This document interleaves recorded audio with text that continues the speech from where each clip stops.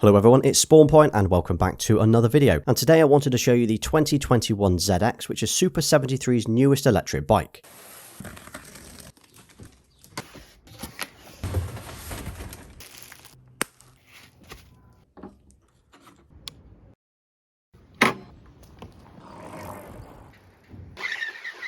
So if you saw my video from a few weeks ago, I unboxed and set up the ZG, or the Z1 as it's known in the States. As you know, I went ahead and pre-ordered the ZX model as well. So this bike is packed with features and it's a notable improvement over the previous Z model.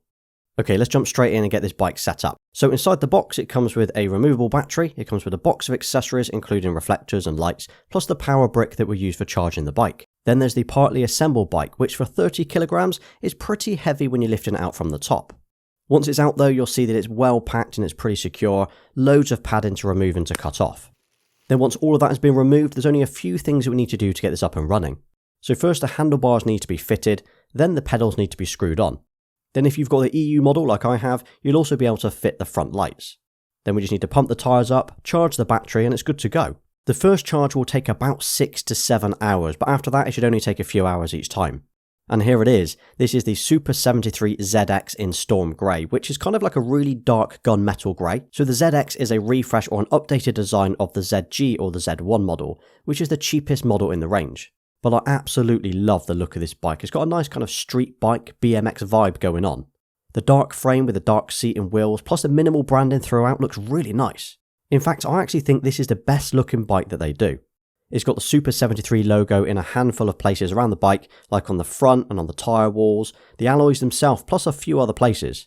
But the branding that I really like is the cutout on the bike frame itself, just on the rear here.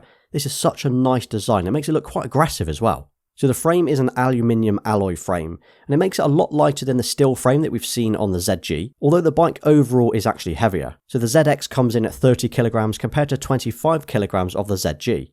The wheels are 20-inch alloys, and as you can see here, they are wrapped in some pretty wide tyres. One small feature that I really love are the angled valves, which is such a great idea. The white details you can see on the inside of the wheels here, that's a really nice touch, but I believe this is actually limited, and it's a limited time feature, something that only the first few orders will actually receive. After that, it will just go black.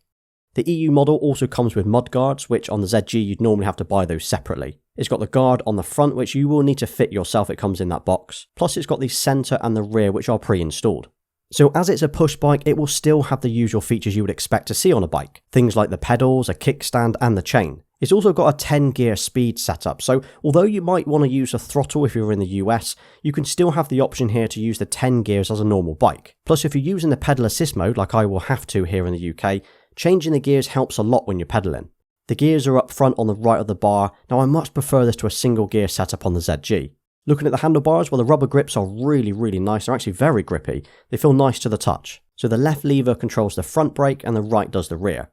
The brakes are mechanical 180mm rotors. Now they seem decent to me, although I have seen other people already replacing them. Now on the handlebars, this is where there's a kind of like a mini LCD display. Now this basically controls all of the settings on the bike. So the button on the right lets you flick between the different modes available. So you've got your current speed in either miles or kilometers per hour, your remaining battery range, the power mode that you're in between 0 and 4, and total, which are the total miles the bike has done so far since new. Now I'm currently up to about 32 miles. Now if you press and hold the up button, it will actually turn the lights on, and obviously if you press it again, it will turn those off. Now I really like this feature as on the ZG the lights were not wired in, so you needed to turn them both on individually. The new seat is really comfy, so if you've ever been on a ZG or Z1, you know how hard that seat is, but this one is super soft to the touch, and just like before, you could sit 2 people on this, although it might be a bit of a squeeze. So once it's charged up and you're ready to go, you just need to press the power button on the side of the battery, and within about 5 seconds the display will come on and you're good to go. Choose the power mode that you want to be in my case I usually set it to number 4, and start pedaling. I'm in the UK, so we've got the EU model here, which unfortunately is limited compared to the US model. Now the motor is capable of 1350 watt peak power, but we're actually restricted here to 250 watts. Unless of course you use the app to remove that restriction, which I'll cover that a little bit later.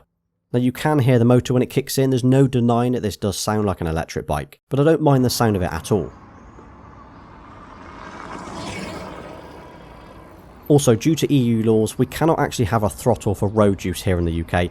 That means it is only for the pedal assist instead. So when you're pedaling, the motor will kick in and it will assist you up to 25 kilometers per hour or 15.5 miles per hour.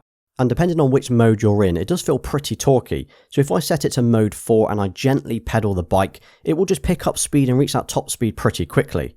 Obviously, if you're in the US, you can fit and use the throttle instead.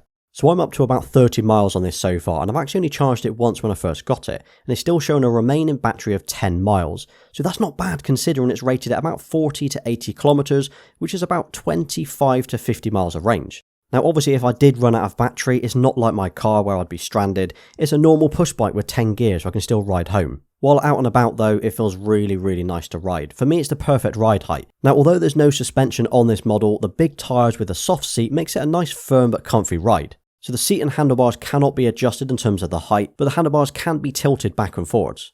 So the ZX has a seat height of 79 centimeters and is aimed at riders between 1.5 meters and 2 meters tall. So that's about 5 foot and 6'5". So this should cater for most riders within this range, but there is a weight limit on it for 150 kilos, which is about 23 stone. Now what's great about the ZX is, although it's an electric bike, it's also a smart bike with app control. So by installing the SUPER73 app, you're able to check things like the battery, the speed, the range, turn the lights on and actually use it as a sat-nav. So if you drop a pin using that app where you wish to navigate, it will then work just like a normal sat-nav. It will show you the trip duration and the ETA, but it would also send the turn-by-turn directions to that little LCD display. Now that means if you don't have your phone mounted on the bike, we can still see where you're going. Then if you want to install a throttle or you want to max out the power on this bike, you can actually change that in the app too. By default, it's actually set to mode 1, which is the legal limit here in the UK. But if you enable mode 4, it will easily do 30 miles an hour, which is double the speed of what you should be doing. Or so I've heard. Just remember though, it's not legal, so be careful where you use it. The app also allows the bike to receive over-the-air updates, so any bugs or fixes from SUPER73, well, they can send that out remotely. So the battery itself is hidden under the seat. It's a 615 watt-hour battery, and it is removable. So if you want to charge it while it's attached to the bike, say in your garage for example, well you can, but you can also unlock it, remove it and actually charge it inside. Now the power brick does not come with a UK plug, so if you're in the UK, you'll need to buy one of these separately. It's about £7 off Amazon. I actually estimate it will cost me about 10 pence to charge the bike from empty to full during the day, or about 3 pence overnight, and that's based on the 615 watt-hour battery on my Octopus Energy tariff. Now you can check the battery status just by pressing the small button on the side, and it will show these little LED lights. Well, you might be wondering how much the ZX costs. Well, it's listed on the EU website, which is the only website at the moment we can buy it for in the UK, and it's listed at €2,499, which, including delivery to the UK, it cost me £2,100. At the current exchange rate, that works out at about $2,850, but if you buy it from the US website, it's just $1,995. Now, I pre-ordered this back in June as soon as they announced it on their website, but once dispatched, it was here within about 10 days. So ultimately the question is it worth £2,000 or $2,000 if you buy it on the US website? I mean, it's a lot of money to spend on a bike, it really is. But it is a quality bike, it's quick, it's got some nice app features, it looks awesome, and it's got a pretty decent range. For me personally, it is worth the money, and over the last few weeks, I've been using it so much. I've been going down to the shops or down to the bakery, down to the post office. I've been using it a lot more than I would use my own car. So if you're in the market for a new electric bike, I think the SUPER73 ZX hits that sweet spot. It's not as expensive as obviously the S range or the RX range, but it's still definitely a step up from the ZG. I would honestly recommend this bike to everyone. Well, you've just made it to the end of this video, so thank you for watching. If you drop a SUPER73 ZX with that lightning bolt in the comments, I will give you a thumbs up as I know you're still here. Don't forget to hit that like button, subscribe to the channel and turn those notifications on so you don't miss my next upload. You can also follow me over on Instagram and Twitter. Until next time.